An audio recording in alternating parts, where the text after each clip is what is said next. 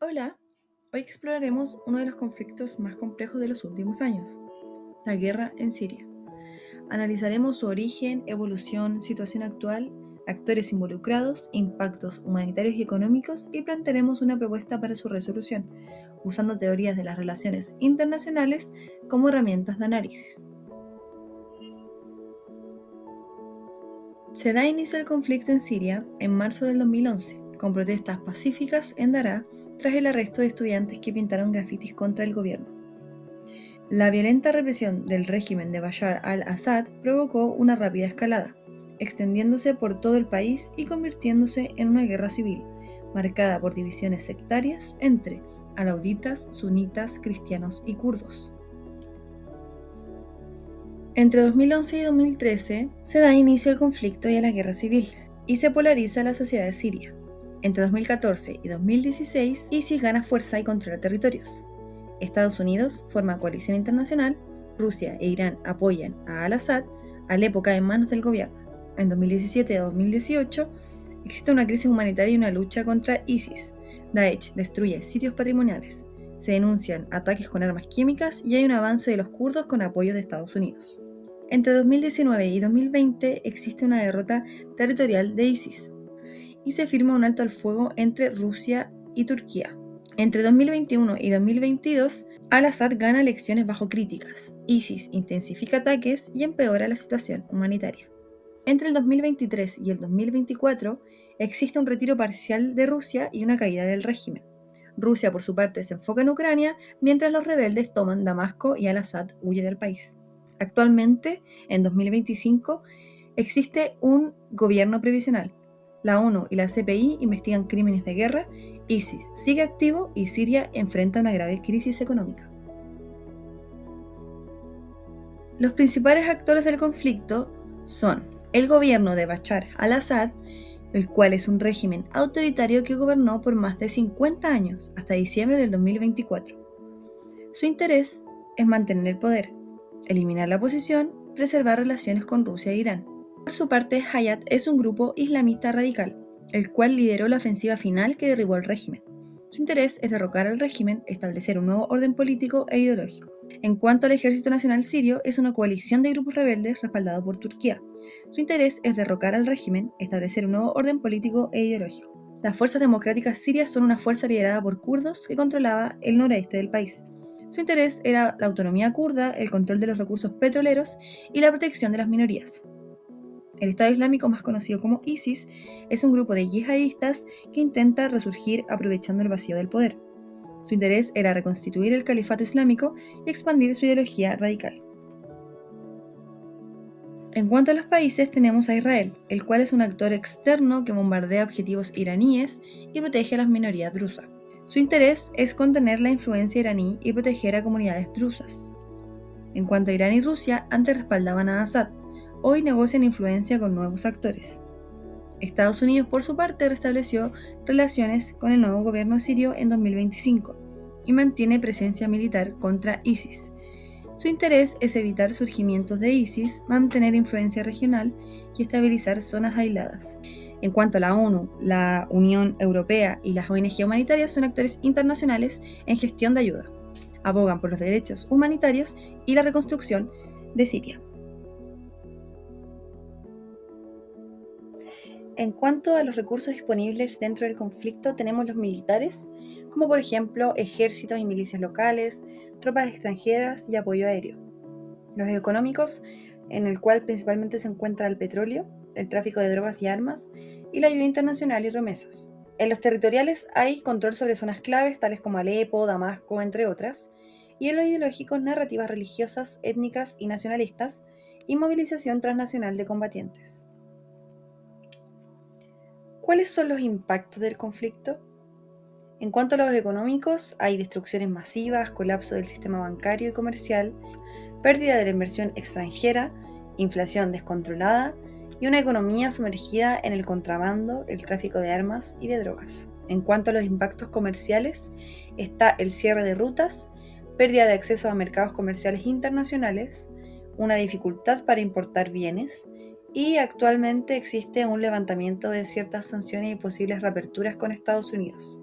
En cuanto a los impactos humanitarios, existen más de 600.000 muertes, 6,9 millones de desplazados, más de 5,4 millones de refugiados, una crisis de salud, de educación y de vivienda, un aumento del trabajo infantil y una escasez de alimentos, agua potable y medicamentos. En base a esto nos preguntamos cuál es el grado de compromiso de las organizaciones.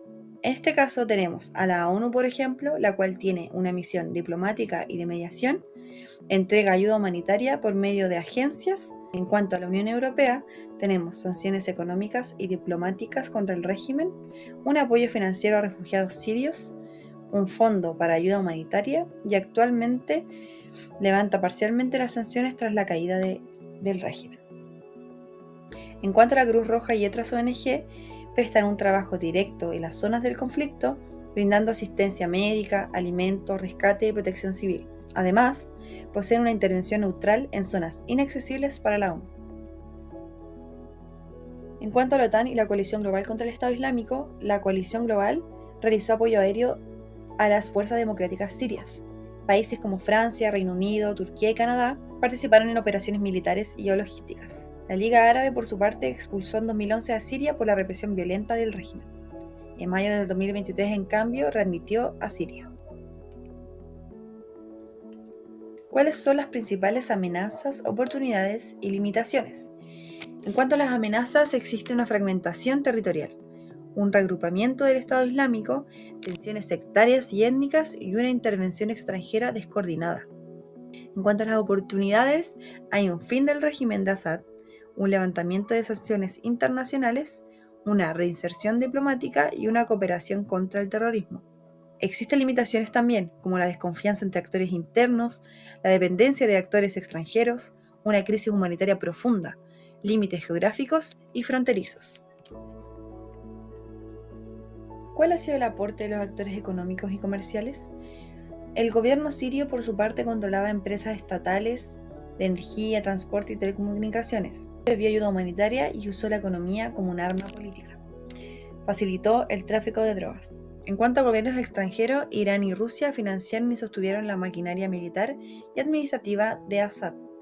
Turquía invirtió en zonas del norte sirio bajo control del Ejército Nacional Sirio, desarrollando infraestructura, hospitales y escuelas. Las Naciones Unidas y la Unión Europea aportaron recursos multimillonarios para ayuda humanitaria, escuelas y hospitales. En el sector privado, los empresarios sirios y las redes económicas locales colaboraron con el régimen y se beneficiaron de la guerra mediante contratos con el Estado y accesos privilegiados. En zonas controladas por rebeldes o kurdos surgieron nuevas redes comerciales informales. Las empresas extranjeras, tanto legales como ilegales, participaron en la reconstrucción selectiva de aeropuertos, petróleo o telecomunicaciones. Por otro lado se encontraba el narcotráfico y el contrabando, un sector privado ilegal.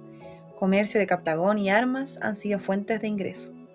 Han generado inestabilidad regional por las sanciones impuestas por parte de Estados Unidos y la Unión Europea a redes sirias y libanesas.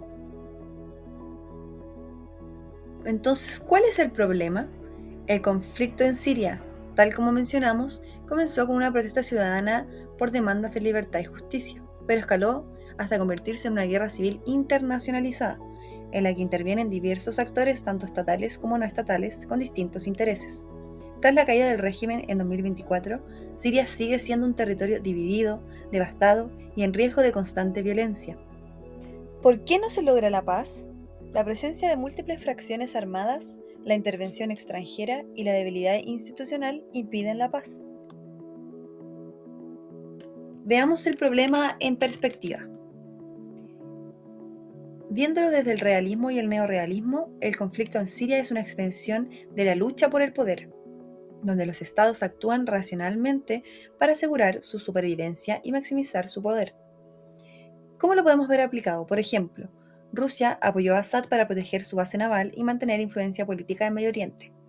Turquía intervino para frenar la creación de un estado kurdo, percibido como amenaza. Estados Unidos combatió con ISIS para proteger sus propios intereses de seguridad internacional. Irán utilizó el conflicto para ampliar su influencia regional y contrarrestar a Israel y Arabia Saudita. La guerra es el estado natural, y la paz solo es posible cuando hay un equilibrio de poder. Es por eso que el conflicto persiste hasta el día de hoy. Desde el punto de vista del idealismo, el liberalismo e institucionalismo, la cooperación es posible a través de instituciones, normas internacionales y mecanismos democráticos. La guerra se puede explicar por el fracaso de estas instituciones para prevenir y resolver el conflicto. Esta aplicación la podemos ver, por ejemplo, que la ONU intentó mediar, pero fue bloqueada, por lo que no pudo actuar con eficacia. Las conversaciones de paz excluyeron a actores claves de la sociedad siria, perdiendo legitimidad y apoyo. La Liga Árabe y la Unión Europea adoptaron roles más simbólicos. La solución al conflicto va a requerir reforzar las instituciones multilaterales, fomentar la diplomacia y establecer un mecanismo de gobernanza. Desde el punto de vista del globalismo y el constructivismo, ponemos énfasis en ideas, identidades y estructuras sociales. Influyen también las percepciones, las narrativas e identidades colectivas.